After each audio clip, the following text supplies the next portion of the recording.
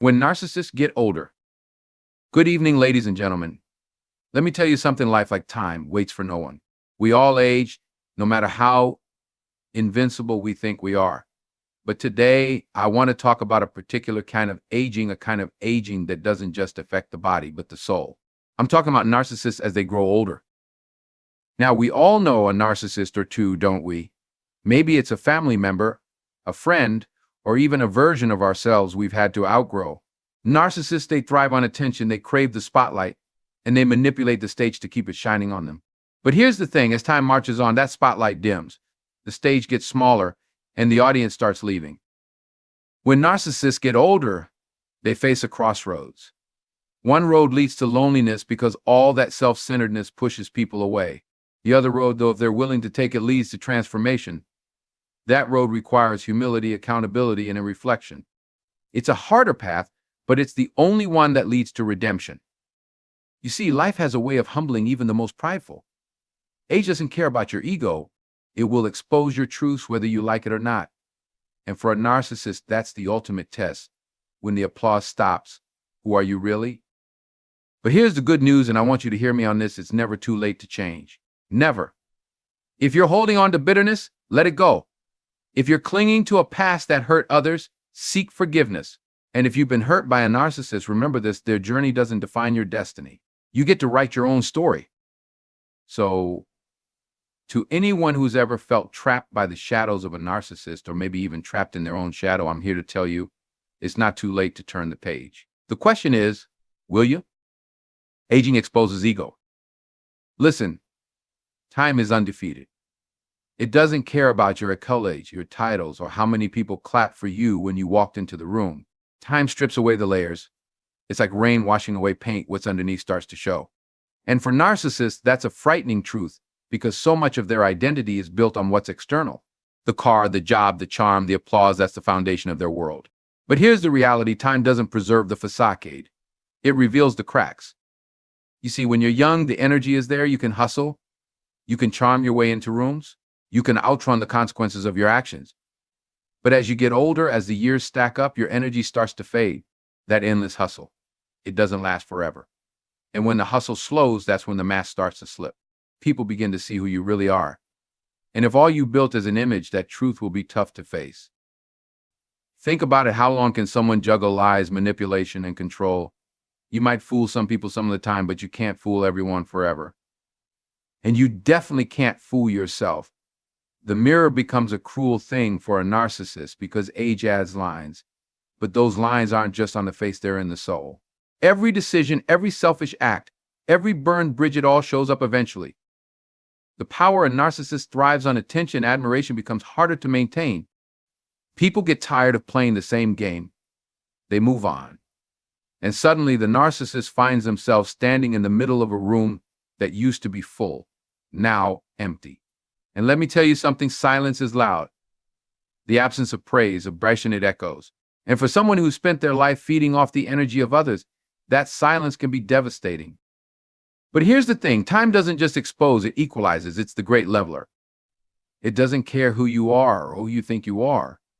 And when the distractions fade, when the noise dies down, what's left is the truth. And that truth can either set you free or break you. It depends on what you do with it. The ego is a fragile thing. It's loud, it's demanding, but it's also hollow.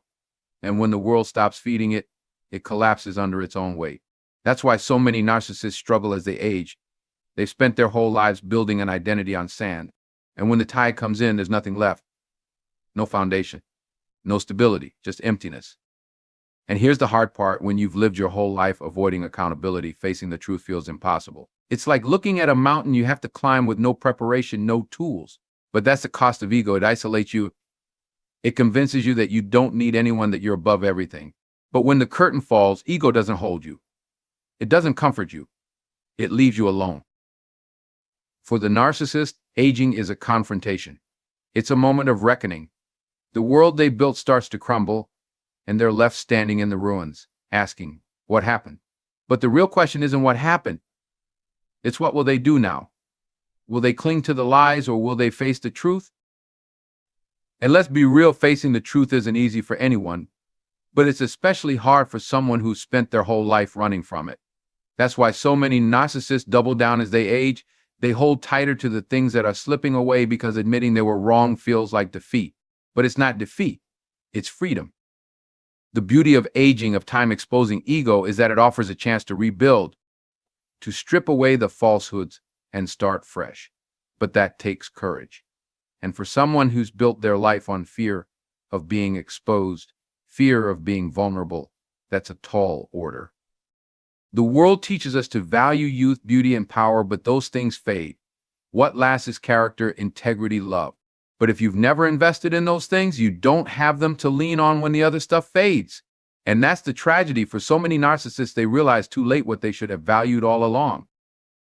And don't think for a second that this is just about them. This is about us too, because we all have an ego. We all have a part of us that craves validation, that wants to be seen and admired.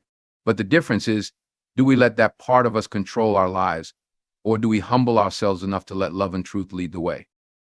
Because when you boil it down, life isn't about how many people clap for you. It's about the people who stand with you when the applause stops. And if you've spent your life building walls, pushing people away, those moments of silence will be deafening. Aging exposes the ego, but it also gives us a chance to let go of it. And if you're sitting here thinking, that's not me, I want to challenge you, look in the mirror. Not the one on the wall, but the one inside. Ask yourself, what am I building my life on? Because the truth is, time will expose it. And when it does, you'll have to decide who you really are. We all age, we all face the mirror. The question isn't if it'll happen, it's when. And when it does, will you be ready to face the truth, or will you hide from it? That's the real test. That's the crossroads we all face, whether we admit it or not. And remember this, the truth doesn't just reveal who we are. It shows us who we can become. But only if we're willing to embrace it. The choice is ours. Always has been, always will be. The crossroads of redemption. Now let me paint a picture for you. Life is like a long road, and for the narcissist, that road is filled with mirrors. Mirrors on the walls, mirrors on the floor, mirrors in every single person they encounter. But as they get older, those mirrors start to crack. The reflection isn't as flattering as it once was. The smile isn't as bright. The compliments aren't as loud. And at some point, they reach a crossroads, a place where two paths stretch out before them. One path is the easy one, the path they've been walking their whole lives. It's paved with denial, excuses, and blame. It's the path where they double down on the behaviors that got them there, pushing people away, demanding more from others than they're willing to give themselves. It's the path of loneliness. Because let me tell you something, you can't walk that road forever without ending up alone. The other path is different. It's rough, it's uphill, and it's surrounded by shadows. It's the path of humility, of self-reflection, of redemption. And let me tell you, that path is terrifying for someone who's built their life on appearances. Because to walk that path, you have to admit you've been wrong. You have to face the people you've hurt. You have to take the mask off and see yourself not who you want to be, but who you really are.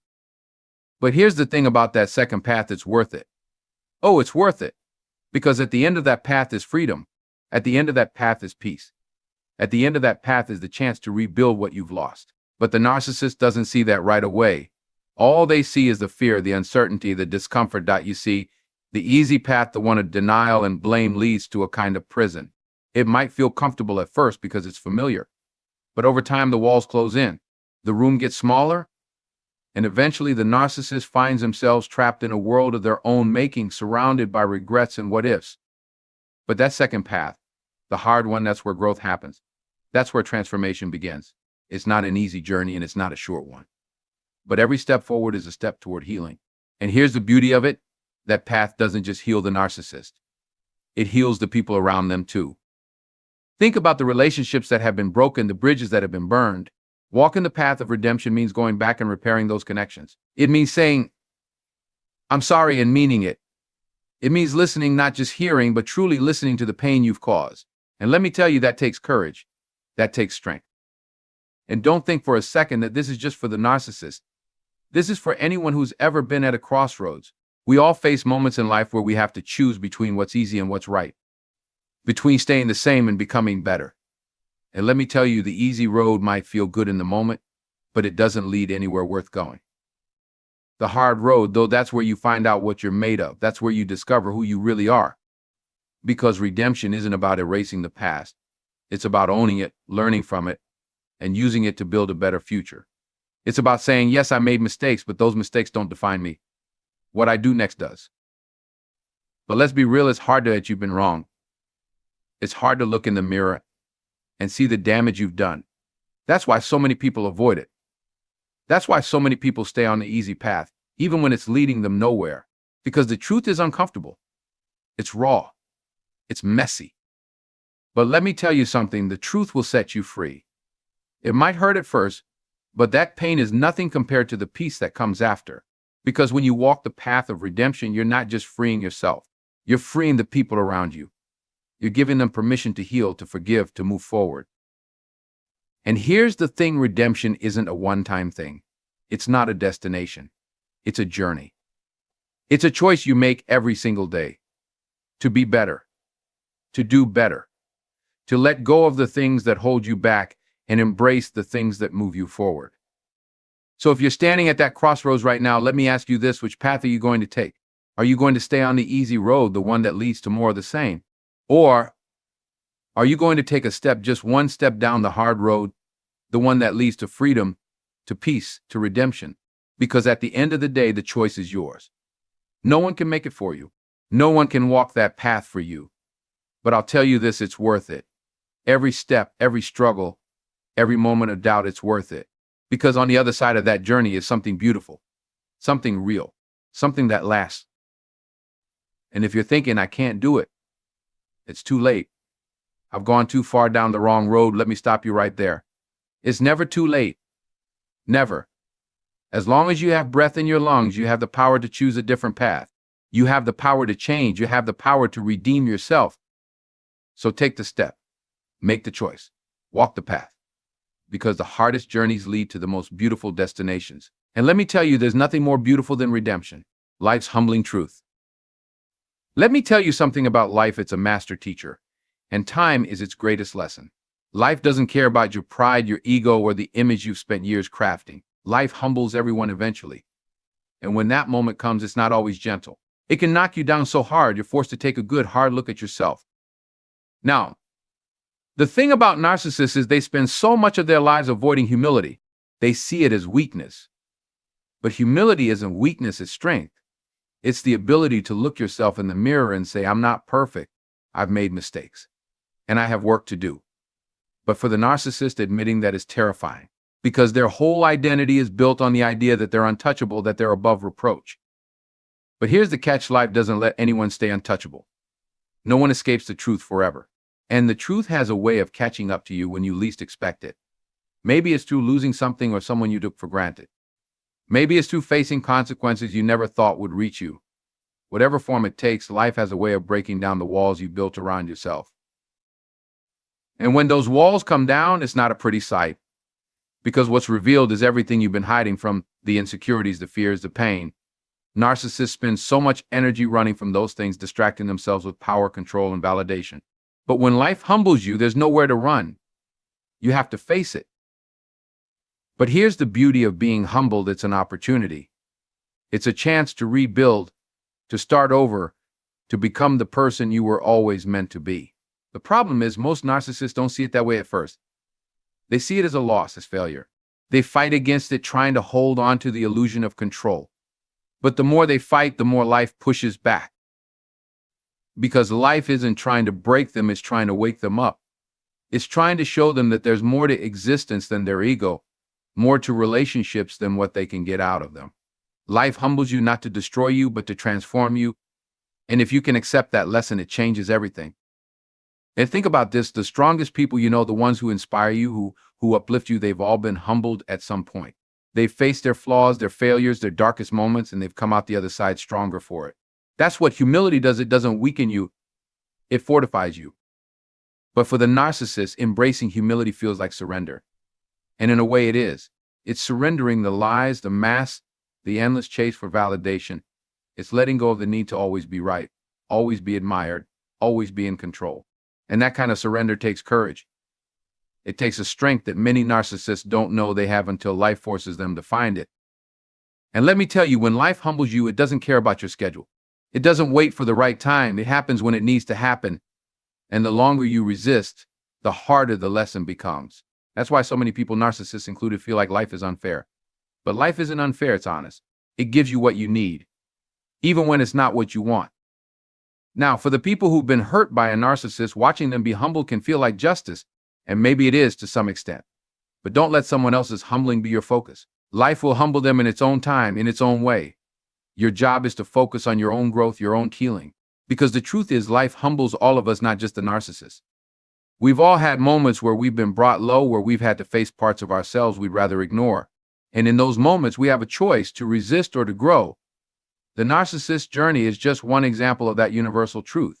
It's a reminder that none of us are above the lessons life has to teach.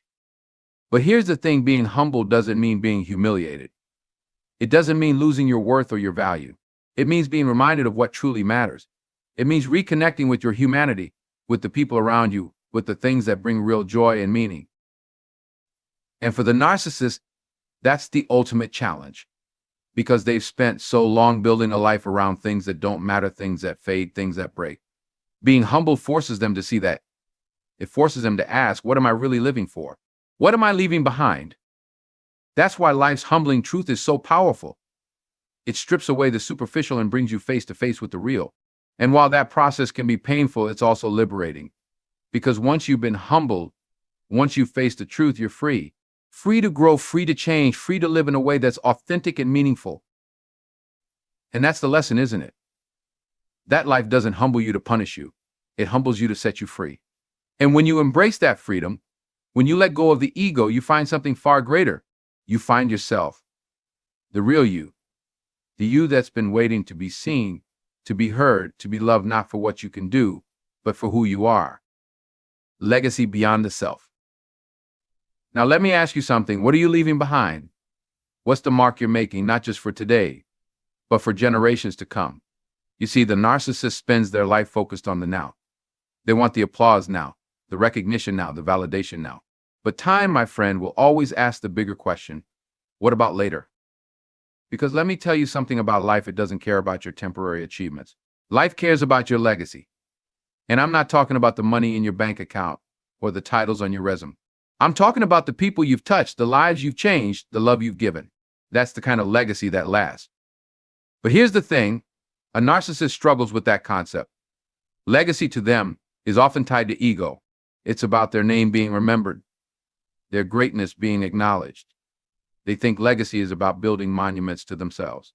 But real legacy, it's not about the monuments, it's about the seeds you plant. And here's what life teaches us as we age. Those seeds, the ones that grow into something meaningful, aren't planted with pride or arrogance. They're planted with humility, with love, with intention. A narcissist spends so much time chasing the spotlight, they forget the value of stepping into the shadows to help someone else shine. But that's where true greatness lies, not in what you've taken, but in what you've given. Let me put it another way. Imagine your life as a story. Every interaction, every choice, every word you speak is a page in that story. And when you're gone, when the final chapter is written, people aren't going to care about the parts where you talked about how great you were. They're going to care about the parts where you showed kindness, where you made a difference, where you lifted someone up instead of tearing them down. But here's the challenge for the narcissist. They have to learn how to shift their focus from themselves to others. And that's no small task. It means letting go of the need to always be the center of attention. It means realizing that the value of a life isn't measured by how many people admire you, but by how many people you've truly helped. And let me tell you that that realization doesn't come easy. Because for someone who spent their whole life feeding off validation, the idea of giving without expecting anything in return feels foreign. But that's the beauty of aging. It gives you the perspective to see what really matters. And if you're willing to embrace that perspective, it can transform everything. Now let's talk about what it means to leave a true legacy. It's not about perfection. Nobody's perfect. Nobody gets it right all the time. But a real legacy is built on moments of connection, moments of empathy, moments of grace. It's about the small, everyday choices that add up to something greater than yourself. And here's the secret. Legacy isn't something you create at the end of your life. It's something you build every single day. It's in the way you treat people, the way you show up for your family, your friends, your community. It's in the way you choose to live with integrity, even when nobody's watching. For the narcissist, this can feel like a radical shift, because it's not about what you can get anymore. It's about what you can give. And giving requires vulnerability. It requires opening yourself up, letting go of control, and trusting that what you put into the world will come back to you in ways you can't predict or control. But here's the thing: when you give, when you pour into others, you're not just leaving a legacy for them. You're leaving one for yourself too. Because in the end, the love you give, the kindness you show, the impact you make, it comes back to you. Not in the form of applause or recognition, but in the form of fulfillment, of peace, of knowing you lived a life that mattered. Now think about the people who've left the biggest mark on your life. Were they the loudest, the most impressive? Or were they the ones who took the time to care, to listen, to invest in you? That's the kind of legacy that changes lives. That's the kind of legacy that lasts. But to leave that kind of legacy, you have to be willing to let go of the ego. You have to be willing to shift your focus from what you can take to what you can give. And that shift, it's not easy. It's uncomfortable. It requires you to look beyond yourself, to see the bigger picture, to realize that your life is just one thread in a much larger tapestry. And that's what life is about, isn't it? It's about being part of something bigger than yourself. It's about contributing to the world in a way that makes it better, not just for you, but for everyone. That's the kind of legacy that doesn't fade. That's the kind of legacy that endures. So the question is, what kind of legacy are you building? Are you planting seeds that will grow into something beautiful? Or are you spending your time building monuments to yourself that will crumble the moment you're gone? The choice is yours. And the time to make that choice is now. Because here's the truth: we all leave a legacy, whether we realize it or not. The question isn't whether you'll leave one, it's what kind of legacy it will be. So take a moment, look around, and ask yourself, what am I building? What am I leaving behind? And if the answer doesn't feel right, it's never too late to change it. Because at the end of the day, legacy isn't about you. It's about the lives you've touched, the hearts you've healed, the love you've shared. And that, my friend, is the only legacy that truly matters. The legacy of truth, growth, and redemption. Life has a way of teaching us what truly matters, doesn't it? It humbles us, it challenges us, and it forces us to confront not just who we are, but who we've been. And as we age, we start to see the truth clearer than ever, that it's not about the applause, the titles, or the image we've tried so hard to maintain. It's about something deeper, something lasting. For the narcissist, growing older is a reckoning. It's a mirror that can no longer be avoided, a crossroads that demands a choice. They must decide whether to keep walking the path of self-deception, isolation, and ego, or to step onto the harder, but infinitely more rewarding road of humility, accountability, and redemption. That choice isn't easy. Facing the truth never is, but it's necessary, because the real measure of a life isn't found in what we take, but in what we give.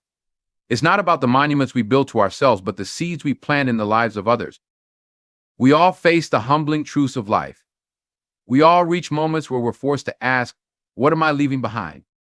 And the answer to that question isn't written in our successes or failures. It's written in the relationships we nurture, the love we give, and the impact we make. Legacy isn't about perfection. It's not about being remembered for how great we were. It's about being remembered for how much we cared, how deeply we connected, and how fiercely we loved. It's about the moments of grace and humility that define who we truly are.